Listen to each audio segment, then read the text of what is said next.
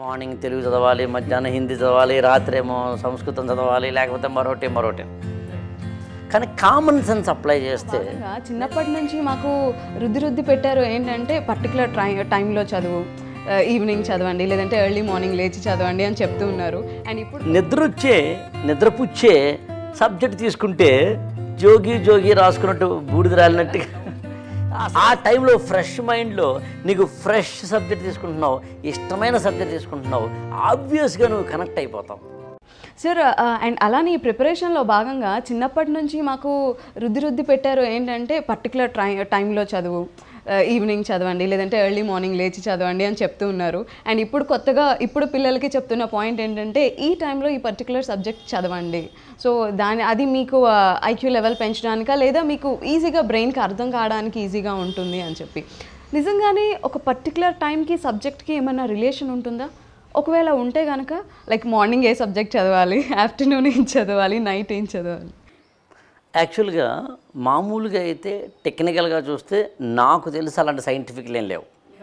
Morning Telugu చదవాలి, మధ్యాహ్నం హిందీ చదవాలి, రాత్రేమో సంస్కృతం చదవాలి, లేకపోతే మరోటి. కానీ కామన్ సెన్స్ అప్లై చేస్తే నేను మీకు ఏ టైంలో ఏ సబ్జెక్ట్ చదవాలో సరదాగా చెప్తాను. అది సిన్సియర్గా ఫాలో అవ్వచ్చు.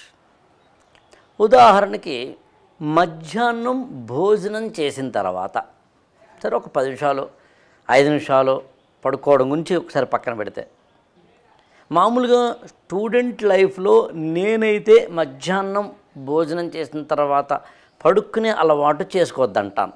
ఓకే, అది కేవలం 50-60 ఏళ్ళు దాటిన వాళ్ళు చేయాలేమో తప్ప, చంటి పిల్లలు చేయాలేమో తప్ప స్టూడెంట్స్ సాధారణంగా నేనైతే యాక్సెప్ట్ చేయను. అందుని మధ్యాహ్నం భోజనం చేసిన తర్వాత మీకైనా నాకైనా నరేంద్ర మోడీకైనా నిద్ర వస్తుంది. అందుని మధ్యాహ్నం భోజనం చేసిన తర్వాత నిద్ర వస్తోంది కాబట్టి ఆ టైంలో నిద్రపుచ్చే సబ్జెక్ట్ తీసుకుంటే జోగి రాసుకున్నట్టు బూడిద రాలినట్టుగా అసలే సబ్జెక్ట్ ఏమో నీకు బోరు, దానితోడు మళ్ళీ నీ యొక్క బాడీ కూడా బోర్లోనే ఉంది కదా. అందుకని నేనేమంటానంటే మధ్యాహ్నం భోజనం చేసిన తర్వాత కానీ, ఎనీ స్లీపింగ్ అవర్స్లో కానీ, ఆర్ స్లీపీ మూడ్లో డ్రౌజీనెస్లో కానీ నేను ఫస్ట్ చెప్పే పని ఏంటంటే నీకు ఇష్టం లేని సబ్జెక్ట్ అప్పుడు ముట్టుకోకు. ఇది మొదటిది. 2, ఆ టైంలో వీలైతే ప్రాక్టీస్ చేసేది ఏదైనా, ఉదాహరణకి మ్యాథమెటిక్స్ ఒక 5-6 ప్రాబ్లమ్స్ తీసుకుని మాకు CSAT అని IASలో ఉంటుంది మనకి. అందులో సివిల్ సర్వీస్ యాప్టిట్యూడ్ టెస్ట్లో మనకు మ్యాథమెటికల్ ఈక్వేషన్స్, క్వాంటిటేటివ్ యాప్టిట్యూడ్ లాంటివి ఉంటాయి. అవి ప్రాక్టీస్ చేయి. అవి ప్రాక్టీస్ చేస్తే నీకు అడ్వాంటేజ్ ఏంటి, బ్రెయిన్కి తెలియకుండానే షార్పెన్ అవుతూ ఉంటుంది, బ్రెయిన్కి తెలియకుండానే ఆలోచిస్తూ ఉంటుంది. ఆలోచించినప్పుడు డ్రౌజీనెస్ తగ్గుతుంది.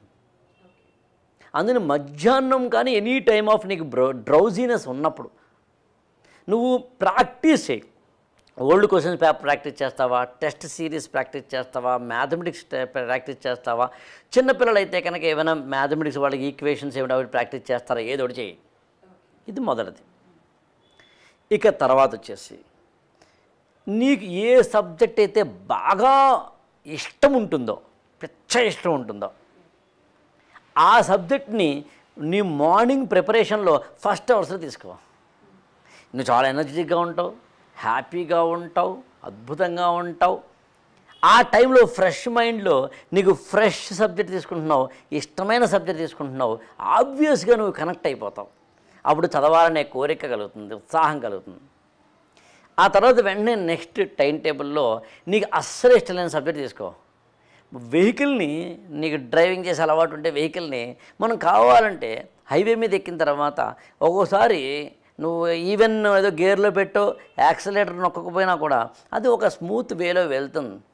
అలా మార్నింగ్ స్టార్టింగ్ నువ్వు ఇలా స్టార్ట్ చేసావు కాబట్టి సెకండ్ సబ్జెక్ట్ నీకు ఇష్టం లేని తీసుకున్నా కూడా నువ్వు దాని మీద ఫుల్ కమాండ్ ఉండేందుకు అవకాశం ఉంటుంది. ఇది ఒకటి.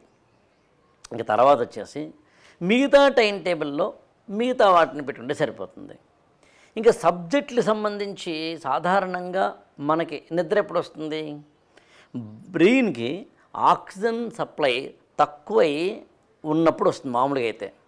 అందుకు నువ్వు ఎప్పుడైతే యాక్టివ్గా ఉన్నావో, అందుకు నేనేమంటానంటే రాత్రి భోజనం చేసిన తర్వాత, మధ్యాహ్నం భోజనం చేసిన తర్వాత టెస్ట్ పేపర్లు మాత్రమే ప్రాక్టీస్ చేయి.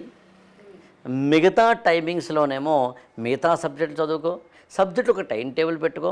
అప్పుడు ఆబ్వియస్గా ఏ సబ్జెక్ట్ ఎప్పుడు చదివావు అనే దానికన్నా నీ మూడ్ని బట్టి, నీ యొక్క డే ప్లాన్ని బట్టి, నీ యొక్క బాడీ టెంపర్మెంట్ని బట్టి, నీ ఫిజియోలాజికల్ ఈక్వేషన్స్ని బట్టి నువ్వు సబ్జెక్ట్ని ఎంచుకుంటున్నావు. సూటబుల్ సబ్జెక్ట్ సెలక్షన్ అవుతుంది అన్నమాట. సో అలా చేస్తే సరిపోతుంది.